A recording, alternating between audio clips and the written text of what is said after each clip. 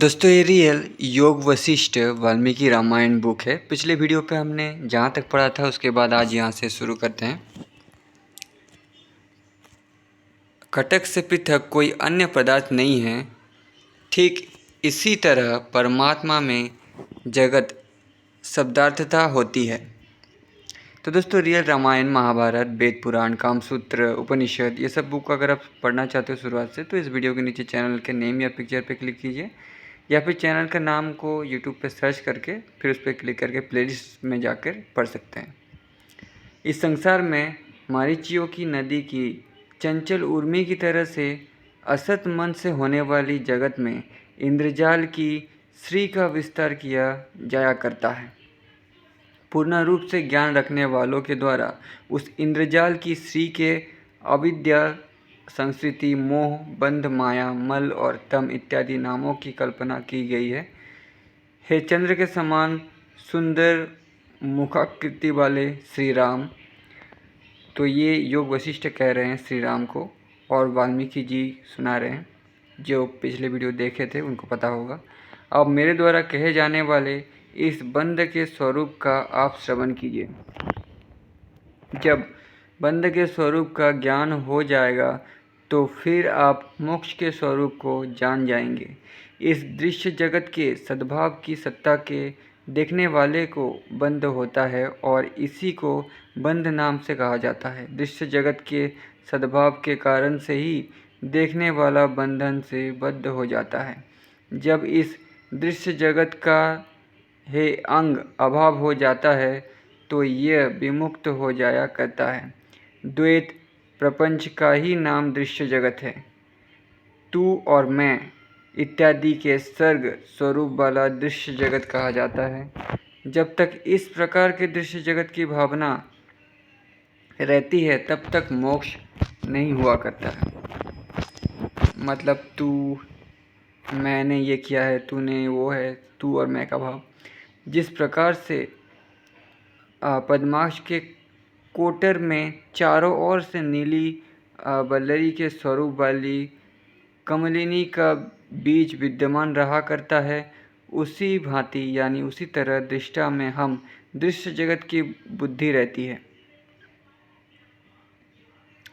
दृष्टा में इस दृश्य जगत की बुद्धि रहती है। बीज के अंदर संस्कार के रूप से अंकुर स्थित रहा करता है और प्रतिनियत देश काल के अनुसार प्रकांड, शाखा इत्यादि के द्वारा भाषणशील स्थूल रूप का विचार किया करता है।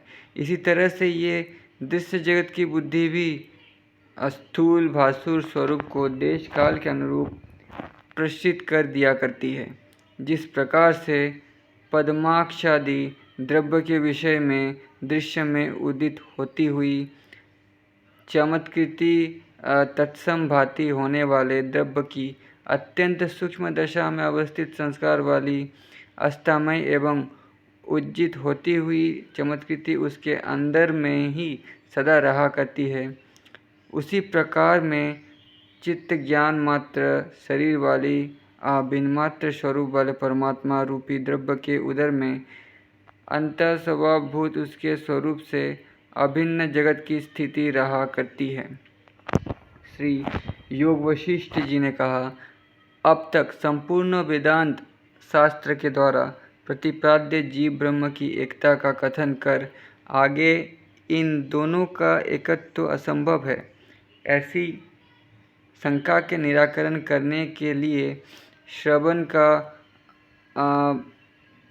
भाव इस आकाश से समुत्पन्न आख्यान को सुनिए।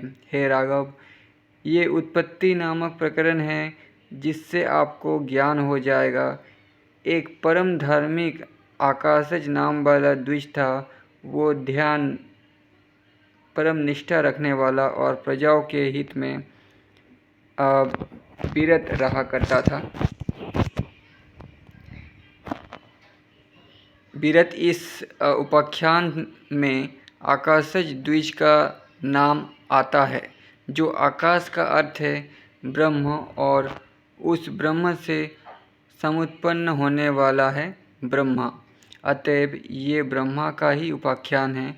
यहाँ पर द्विजत्व आदि की कल्पना कथा के सौंदर्य के ही लिए की गई है। जब वो ब्रह्मा चिरकाल तक जीवित रहता तो मृत्यु ने विचार किया था कि अव्यय में तो सभी भूतों का क्रम से आदन कर लिया करता हूँ, तो इस आकाश से समुत्पन्न होने वाले विप्र को मैं क्यों नहीं खा जाऊँ, किंतु इसके विषय में अर्थात इसके भक्षण करने में मेरी संपूर्ण शक्ति कुंठित हो जाती है। जिस तरह से पत्थर पर किया हुआ अंग की धारा का प्रभाव निष्फल हो जाया करता है, यही विचार स्थिर करके वो मृत्यु उसी समय में उस आकाशज द्विज का हनन करने के लिए उसके नगर में चला गया था। अपने कर्म में उद्युक्त हुए कोई भी उद्गम का त्याग नहीं किया करते हैं।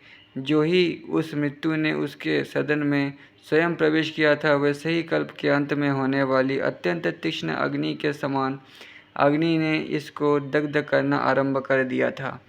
इस मृत्यु ने उस अग्नि की ज्वालाओं की माला को वितीर्ण करके इसके सदन में अंदर गमन किया था। फिर उसने वहाँ पर स्थित द्विज को प्रबल प्रयत्न के साथ हाथ से पकड़ने को इच्छा की थी।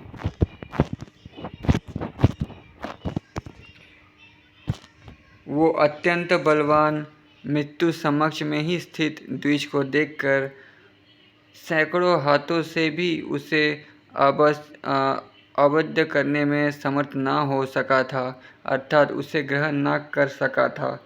जैसे मानसिक मनोरथों से निर्मित पुरुष किसी भी प्रकार से ग्रहण नहीं किया जा सकता है, जब वहाँ पर उस द्विज को ग्रहण करने में विफल हो गया तो इसके पश्चात उस मृत्यु ने संशयों के छेदन करने वाले यमराज के समीप में स्वयं समुपस्थित होकर उनसे पूछा था, हे प्रभु, क्या कारण है कि मैं सभी का भक्षण करने वाला होते हुए भी आकाशज द्विज का भक्षण नहीं कर सकता हूँ। यमराज ने उत्तर दिया, है भृत्यो, एक ही बलपूर्वक मारने के लिए तू अकेला बलपूर्वक मारने के लिए कुछ भी शक्ति नहीं रखता है, अर्थात अकेला तू किसी को भी बलपूर्वक नहीं मार सकता है। जो मरणीय है अर्थात मार देने के योग्य है, उसके कर्म और उसके कर्ता ही उसे मार सकते हैं, अन्य कोई नहीं। इसीलिए मोक्ष के योग्य इस विप्र के यत्नपूर्वक कर्मों को देखो और उन्हें देखकर उन्हीं की सहायता से इस द्विज को तुम प्राप्त कर सकोगे, अन्यथा नहीं। इसके पश्चात उस द्विज के कर्मों के अन्वेषण करने में समाहत होकर ब्रह्म मृत्यु ने समस्त मंडल दिशाओं के छोर नदियाँ दिशाएं और संपूर्ण भूमंडल में भ्रमण किया था, किंतु उस समुद्वत मृत्यु ने उस आकाशज द्विज के कोई भी कर्म कहीं पर भी प्राप्त नहीं किए थे।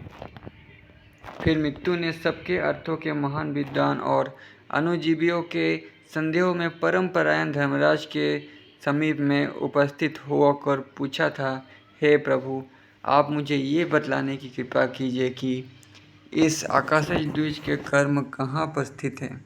धर्मराज ने बहुत अधिक समय तक अच्छी तरह से सोचकर कहा था, हे भृत्य, इस आकाशज के कोई भी कर्म नहीं है। यह आकाशज विप्र केवल आकाश से ही समुत्पन्न हुआ है। वस्तुतः सहकारी कारण से रहित परमात्मा से जो प्रतिबिंब तथा अभिव्यक्ति अर्थात समुत्पन्न हुआ है, वो व्योम के ही समान कर्मादि के मल से रहित होता है। इसके कोई भी सहकारी कारण नहीं है। जो भी कोई सहकारी कारणों के न होने पर उत्पन्न होता है, वो अपने कारण से भिन्न नहीं हुआ करता है। ऐसा जल में होने वाले चंद्र बिंबादि के स्थलों में अनुभव किया जाता है। हे भृत्यो, इसी कारण से इस आकाशज द्विज के ग्रहण करने के आक्रमण में तुम यत्नशील मत हो। यह उत्तर धर्मराज से श्रवण करके मृत्यु को बड़ा आश्चर्य हुआ था और फिर वो हताश होकर अपने स्थान को वापस लौट कर चला गया था। श्री रामचंद्र ने कहा, हे मुनिराज, आपने मुझे ये बतलाया था कि ये देव ब्रह्मा थे जो सबके प्रपितामह हैं। ये तो पितामहों के भी पिता है, अर्थात प्रपितामह हैं। मेरा ऐसा विचार है कि ये तो स्वयंभू है अर्थात स्वयं ही जन्म ग्रहण करने वाले हैं और इनकी उत्पत्ति शुक्र शोणित के बीच से साधारण प्राणी की भांति नहीं हुआ करती है। ये अतएव अज अर्थात अजन्मा कहे जाया करते हैं। ये संपूर्ण कार्य में एक ही व्याप्त रहने वाले एकात्मा हैं और विज्ञान बुद्धि के स्वरूप वाले हैं, इसलिए ब्रह्म स्वरूप ही हैं। श्री वशिष्ठ जी ने कहा, हे महाबाहु, ये ऐसा ही है। हमने आपको यही बतलाया था कि ये ब्रह्मा है, किंतु प्राचीन समय में इनके ग्रहण करने के लिए मृत्यु ने यमराज के साथ बड़ा विवाद किया था। मनवंतर में इस सब को भक्षण करने वाले मृत्यु ने जिस समय में समस्त प्रजा को भक्षण करते हुए कुछ बल प्राप्त कर लिया था, तो फिर उसने कमल से समुत्पन्न होने वाले ब्रह्मा जी पर आक्रमण करने का आरंभ स्वयं ही कर दिया था। उस समय में ही धर्मराज यम ने इस मृत्यु को अनुशासित किया था कि यह ब्रह्मा निश्चित रूप से परमात्मा के ही स्वरूप वाले हैं, क्योंकि इनकी पराकाष्ठ से समुत्पत्ति हुई है। इन पर तुम्हारे द्वारा क्यों आक्रमण किया जा रहा है? मनोरथों के द्वारा रचित पुरुषाभास जिस प्रकार से स्फुरित आकार वाला दिखलाई दिया करता है, उसी भांति पृथ्वी आदि तत्वों से रहित ये स्वयंभू ब्रह्मा भी चतुर्मुख आदि स्वरूप से युक्त भाषित हुआ करते हैं। ब्रह्मा जी का शरीर प्रतिभाषित ही है।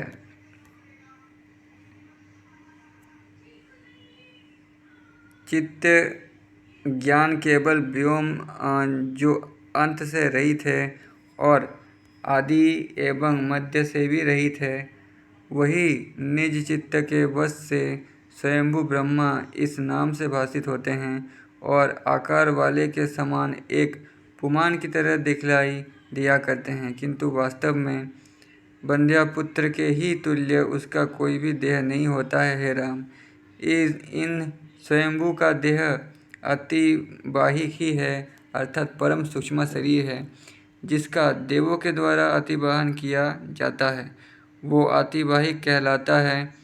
इनका देह अन्य जीवों के समान आदि भौतिक नहीं है, क्योंकि यह अज है और इनका स्थूल देह ही नहीं है। श्री राम ने कहा, हे मुनिवर, इन समस्त मूल जातियों का देह देवताओं के द्वारा, जो कि दोनों भागों में रहते हैं, देशांतरों का अतिवाहित किया जाता है, अतः वो अतिवाहिक होता है अर्थात सूक्ष्म देह हुआ करता है।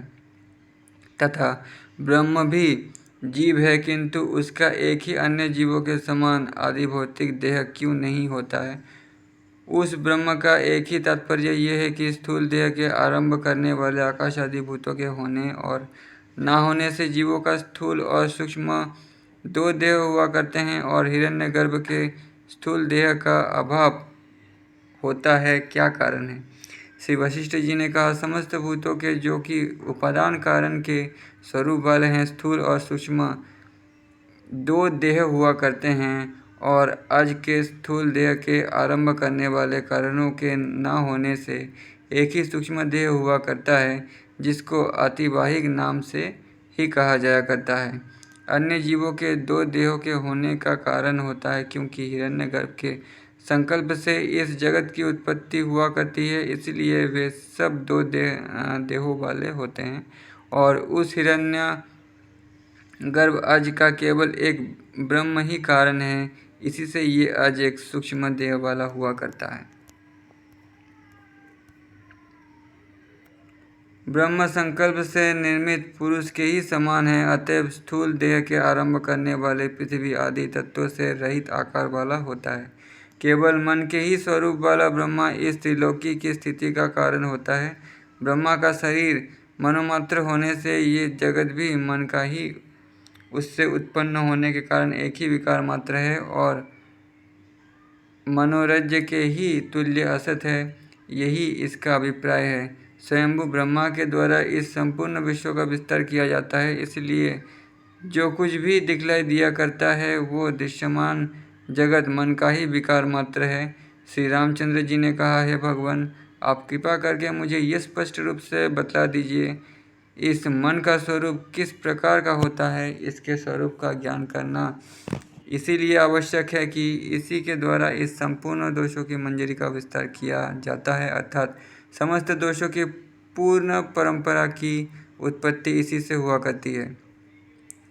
श्री महर्षि प्रवर वशिष्ठ जी ने कहा, हे श्री राम, इस मन का ऐसा ही स्वरूप है जो कुछ भी दिखलाई नहीं दिया करता है। जिस प्रकार शून्य एवं जड़ आकार वाले व्योम का केवल नाम ही होता है और इस नाम के अतिरिक्त दिखलाई कुछ भी नहीं दिया करता है, यह मन ना तो बाहिर है और ना ये प्रदुप मन हृदय में स्थित रहने वाला है। हे श्री राम, ये मन आकाश की ही भांति सर्वत्र स्थित रहने वाला है। हे साधु, जिस प्रकार से प्रसिद्ध को प्राप्त हुए इसके अर्थ का घट घट इत्यादि स्वरूप से प्रतिमान होता है, वो चाहे सत हो अथवा असत हो, वही मन है, अन्य कुछ भी नहीं है। जो अर्थ का प्रतिमान होता है वही मन इस नाम से कहा जाता है, अन्यत्र शायद कुछ मन नाम भी होता है। मन का कर्म संकल्प करना होता है, अतः जो संकल्पन है वही मन जान लो। संकल्प से उसका कुछ भी भेद नहीं होता है, अर्थात संकल्प का ही नाम मन है, उससे भिन्न अन्य कुछ भी नहीं है। जहाँ पर संकल्प है वहाँ मन ही है, ऐसा समझ लेना चाहिए। संकल्प और मन ये दोनों कोई भी भिन्न नहीं है। अविद्या अज्ञान की संस्कृति चित्त होता है और ये मन ही बंधन है तथा मन ही तम होता है। हे राघव, संकल्प के जाल के ही ये सब नाम हैं और ये संपूर्ण जगत संकल्प का ही जाल स्वरूप है। इस संकल्पों के जाल स्वरूप वाले जगत के गलित हो जाने पर, अर्थात ज्ञान के द्वारा जगत के मूल स्वरूप मन की निवृत्ति हो जाने पर केवल आत्मा का ही स्वरूप अवशिष्ट रह जाया करता है। इसी का नाम त्रैवल्य है। दिशा भूमि आकाश रूपों वाले सबके असंभव हो जाने पर प्रकाश में जैसा रूप है वैसा ही प्रकाश का अमल रूप हो जाता है।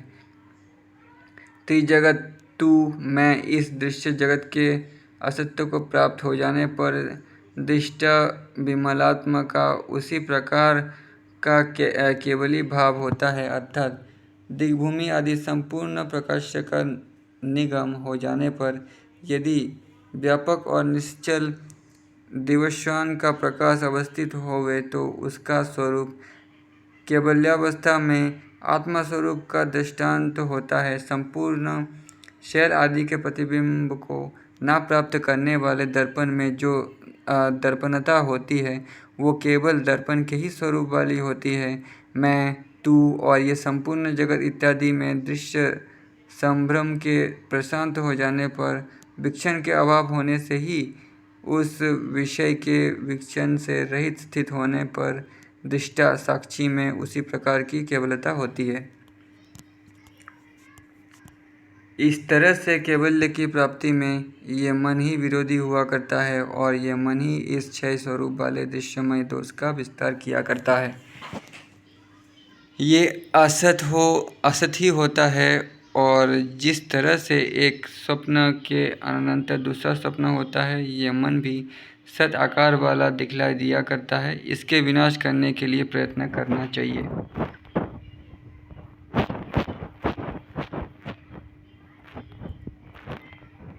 जो शांत स्वरूप वाला है उस समय में निरामय देव आज ही न अस्त को प्राप्त होने वाला भासवान होता है, जो कि सर्वथा सब कुछ करने वाला सर्वत्र महेश्वर परमात्मा है। जिस परब्रह्म के विषय में वाणी की पहुँच नहीं होती है, अर्थात वाणी को अगोचर विषय है और जिसका ज्ञान मुक्त पुरुषों के द्वारा ही किया जाता है, जिसकी आत्मा आदि संज्ञाएं भी कल्पित की हुई होती है, स्वाभाविक नहीं है, क्योंकि जो वाणी का भी अगोचर है उसी स्वाभाविक आत्मादि संज्ञाएं ही हो ही नहीं सकती है। उसकी सकल शास्त्र गम्यता बदलाते हुए कहते हैं कि जो सांख्य दर्शन के सिद्धांत से पुमान अर्थात पुरुष कहा जाता है और वेदांत शास्त्र के ज्ञाताओं के मत से उसको ब्रह्म कहते हैं तथा योगाचार्य आदि विज्ञान के ज्ञाता है, उनके मत में इसको निर्मल विज्ञान मात्र कहते हैं। जो शून्यवादियों शून्य को ही तत्व मानने वाले के मत के में शून्य हैं, अर्क तेज वालों के मत में जो भाषक है और जो कर्मफल का प्रवक्ता, भोक्ता, दृष्टा और सदा ही स्मरता है, जो जगत में रहता हुआ भी न रहने वाला है, जो देह में स्थित रहने वाला भी सहस्त्र वर्षों में अप्राप्य होने से दूर में रहने वाले के समान ही होता है। पासवान के आलोक की तरह चिदात्मा जिससे ये घट स्फुरित होता है, इस प्रकार से अनुभवमान होता हुआ चित प्रकाश है। ये प्रकृति व्योम में संपूर्ण हुई लता के समान है और ब्रह्मांड ही इस लता का सुंदर फल है। ये प्रकृति रूपिणी लता का मूल चित्र है तथा इंद्रिय इसके दल हैं जो वायु के द्वारा नृत्य किया करती है। जो चित्त स्वरूप वाला मणि प्रत्येक देह के संपुटक में स्फुरित होता है, जो इधर उधर संक्षुब्य पर्यटक को प्लावित करता है, अविद्या और उसके कार्य से रहित होने के कारण से शुद्ध स्वभिन्न से पूर्ण होने से व्योम की चिंता से आकाशकल्प ही हो जाता है, अर्थात जीव मात्र को प्राप्त हुआ परमात्मा ब्रह्म के चिंतन से ब्रह्म ही हो जाया करता है। पदार्थ के चिंतन से विषयीकृत होता हुआ पदार्थत्व को ही प्राप्त हो जाता है, अर्थात जैसा भी चिंतन करता है वैसा ही बन जाया करता है। मरुस्थल में मरीचियों की ही भांति अतिशय स्वरूप से व्याप्त जिस अर्णव में आविर्भाव और तिरोभाव की प्रधानता वाले त्रिभुवन के तरंगों स्फुरित हुआ करते हैं, इन महान जनता के समूह की रचना अपनी माया के द्वारा करता हुआ भी ये वास्तव में कुछ भी कमी नहीं किया करता है। वो नाश से रहित और अस्त एवं विनाश को ना प्राप्त हुए ज्ञान वाले तथा निर्विकल्पक अपनी ही आत्मा में उदय और स्थिति की बुद्धि को त्याग देने अकेला एक ही स्थित रहा करता है। उत्कृष्ट और निकृष्ट रूप वाले उसके देखने पर, अर्थात उस महान आत्मा के साक्षात्कार हो जाने पर हृदय की ग्रंथि अर्थात अहंकार विद्यमान हो जाया करता है और संपूर्ण संशय छिन्न हो जाया करते हैं तथा सत्सत समस्त कर्मों का भी क्षय हो जाया करता है। तात्पर्य यह है कि वो फिर पूर्णतः विशुद्ध हो जाता है। श्री राम ने कहा, है मुनिवर, इतने बड़े दृश्यों और जात जगत की स्थिति वाले ब्रह्मांड को असत क्यों नहीं कहलाते हैं और सरसों का दाना के उदर में सुमेरु कहाँ पर है। महर्षि प्रवर वशिष्ठ जी ने कहा, हे राम, यदि आप सत्पुरुषों की संगति और सत्शास्त्रों में परायण हो जाए तो उसी दिन से मास भी नहीं लगेगा इस पर बुद्धि अर्थात अद्वैत ज्ञान को प्राप्त कर लेंगे। समस्त भरत आदि के इतिहासों के मध्य में यही सार हुआ है। इस निर्मल इतिहास के सुन लेने पर इससे अव्यय अर्थात विनाश हीन जीवन मुक्ति को प्राप्त कर लिया करता है। ये अद्वैत ज्ञान अपने ही आप उदित हो जाया करता है। अतएव इसी का विचार करो। विचार के करने से ये दृश्य संपूर्ण जगत छाया से समारोपित पिशाच की भांति स्थित होता हुआ भी अस्त हो जाया करता है, अर्थात ये जगत दृश्यमान होता हुआ भी बुद्धि में इसकी सत्ता नहीं रहा करती है। जो मनुष्य ज्ञान में ही एक निष्ठा रखने वाले हैं और आत्मज्ञान के विचार करने वाले हैं, उनको वो जीवन मुक्तता उत्पन्न हो जाया करती है जो कि विधेय होने से मुक्तता ही होती है। श्री रामचंद्र जी ने कहा, हे ब्राह्मण, विधेय मुक्त जीवन मुक्त का लक्षण बतलाइए जिससे शास्त्रों में होने वाली दृष्टि से मैं भी उसी प्रकार का यत्न करूं, अर्थात मैं भी जीवन मुक्त बन जाने की चेष्टा उसी प्रकार से करूं जिसका शास्त्र प्रतिपादन करता है। श्री महर्षि वशिष्ठ जी ने कहा, अतिभास मात्र से अथवा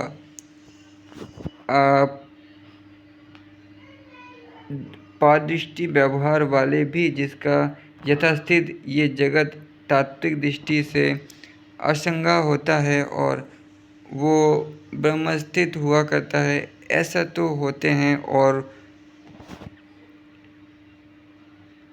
वो पुरुष जीवन मुक्त कहा जाया करता है जिसके मुख की प्रभा सुख और दुख में ना तो उदित हुआ करती है और ना अस्त को प्राप्त होती है।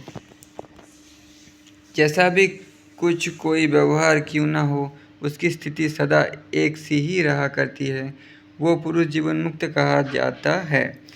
इसके भी आगे अपने अनुभव से व्याप्त होने वाला जीवन मुक्त का लक्षण बतलाते हुए वशिष्ठ जी कहते हैं कि जो सुषुप्ति में स्थित रहता हुआ भी जो जागता रहता है और जिसको जागृत नहीं होता है, जिसका निर्वासन वासना से रहित बोध होता है, वो जीवन मुक्त कहा जाता है। जीवन मुक्त विश्व के सन्निधान होने पर भी निर्विकार होने से सुषुप्त रहा करता है और द्वैतामास के उपलब्ध होने से वो जागता है अथवा ब्रह्म का साक्षात अनुभूयमान होने से वो जागता रहता है। प्रारब्ध कर्मों के वेग से प्राप्त राग द्वेष भयाभास आदि के अनुगुण समाचरण करता हुआ भी जो व्योम के समान अंदर में अत्यंत निर्मल हुआ करता है, वही जीवन मुक्त कहलाता है।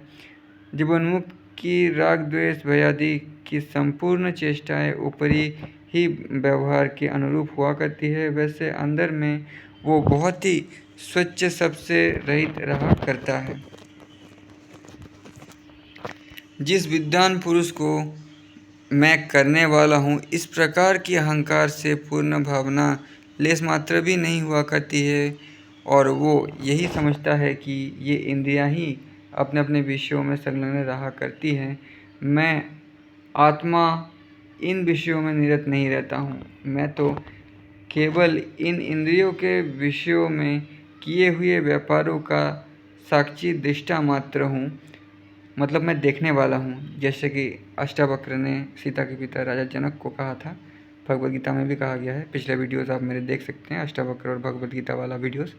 मैं स्वयं किसी के भी करने वाला नहीं हूँ। जिस विद्वान पुरुष की बुद्धि लिप्त अर्थात अनुशय वाली नहीं होती है, मैंने ये बुरा कर्म किया है और न्यायोचित कर्म नहीं किया है, अतएव मैं नरकगामी होऊंगा, इस प्रकार के विचारों से बुद्धि लिप्त नहीं हुआ करती है। अर्थात मैं नरक जाऊंगा, स्वर्ग जाऊंगा, इसमें आत्मा को कोई फर्क नहीं पड़ता जो अपने आप को आत्मा मानता है। ऐसा पुरुष चाहे जो भी करे या ना करे, वो जीवन मुक्त कहलाता है, यानी वो मुक्त है, मोक्ष प्राप्त करता है। इसके कर्मों से लोग उद्वेग को प्राप्त ना होवे और जो स्वयं भी अन्य के कर्मों से उद्विग्न ना होवे तथा हर्ष अमर्ष क्रोध और भय से जो रहित होता है, वो पुरुष जीवन मुक्त होता है। जो कलावान अर्थात अविद्या से शायद भी वास्तव में निष्कल अर्थात बिना अवयवों वाला ही होता है। जो चिंता से युक्त होता हुआ भी अर्थात चिंतामास के साथ वर्तमान रहता हुआ भी वस्तु चिंता से रहित रहता है और जो इस संसार में विद्यमान पूर्णतः प्रशांत तरंग के ही समान हुआ करता है, वही पुरुष जीवन मुक्त अर्थात इस संसार में जीवित रहता हुआ भी विमुक्त जैसा ही हुआ करता है। जो पदार्थ में अर्थात उन वस्तुओं में जिनके स्वामी अन्य लोग होते एक व्यवहारी के तुल्य ताप एवं खेद से रहित रहा करता है और पदार्थ में पूर्णात्मा होता है, वही जीवन मुक्त होता है। अभिप्राय यह है कि अभिमान से रहित होने के कारण जीवन मुक्त पुरुष की किसी भी दशा में हर्ष एवं विषाद नहीं हुआ करता है। जिस समय में ये प्रपंच भौतिक विनाशशील देह काल का केवल बन जाता है, तो उस समय में इस जीवन मुक्त पद का परित्याग करके अस्पंदता को पवन की ही भांति यह अदेह युक्त अवस्था में प्रवेश कर जाया करता है। जब इस देह से रहित होने वाला मुक्त हो जाता है, तब ये ना तो उदित होता है, ना अस्त को प्राप्त होता है और ना साम्य भाव को ही प्राप्त होता है, ना ये कार्य ही होता है और ना कारण ही रहता है, ना ये दूर में ही स्थित रहता है। इसमें अहम भाव और इतर भाव भी इस समय में नहीं रहा करता है। इस मुक्तावस्था में तो ये एकदम स्थिमित गंभीर स्वरूप वाला हो जाता है, ना तो ये तेज रूप वाला होता है और फैला हुआ तम ही होता है। उस समय में ये बिना किसी नाम वाला अप्रकट सत्य स्वरूप कुछ अवशिष्ट रहा करता है। मुक्त होने वाला निराकार भी नहीं होता है और किसी आकार से भी युक्त नहीं होता। ना ये देखने के योग्य है और ना दर्शन ही होता है। ये भूत पदार्थ का समुदाय भी नहीं होता है, अपितु अनंतता की अवस्था में स्थित होता हुआ सत होता है। वैदेश से राहत अर्थात नाम एवं स्वरूप आदि लौकिक व्यवहार से शून्य पूर्ण रूप भी अधिक पूर्ण आकृति वाला ये एक अद्भुत ही स्वरूप वाला होता है। ना तो धरादि पदार्थ के समान सत होता है और ना परमार्थ स्वरूप होने से ये असत भी होते हैं। सत्सत के अभाव होने से ये भावन चिंतन भी नहीं है। दृश्य देखने योग्य से रहित अनंत जरा से मंगल स्वरूप आदि मध्य अंत से हीन मन की पीड़ा से शून्य और शारीरिक पीड़ा से भी रहित इस प्रकार का केवल ज्ञान स्वरूप विधेय हुआ करता है। दृष्टा देखने वाला, दृश्य देखने योग्य और दर्शन देखना अर्थात ज्ञाता ज्ञान ज्ञेय, इनके मध्य में जो दर्शन है अर्थात साक्षी के रूप में स्थित है अर्थात सब में अनुगत होता हुआ भी इन दृष्टादि से विलक्षण निर्विकल्प प्रत्येक चैतन्य स्थित है। साधु, उसमें चित्त की एकाग्रता से अथवा उसके निश्चय से अर्थात शोषित पदार्थ के साक्षात्कार से वो जाना जाता है, परमार्थ स्वरूप का अवगमन किया करता है। तो दोस्तों वीडियो बहुत बड़ा हो गया है, आज के वीडियो पे इतना ही। इसके बाद हम लोग नेक्स्ट वीडियो पे पढ़ेंगे यहाँ से। तो तब तक के लिए धन्यवाद।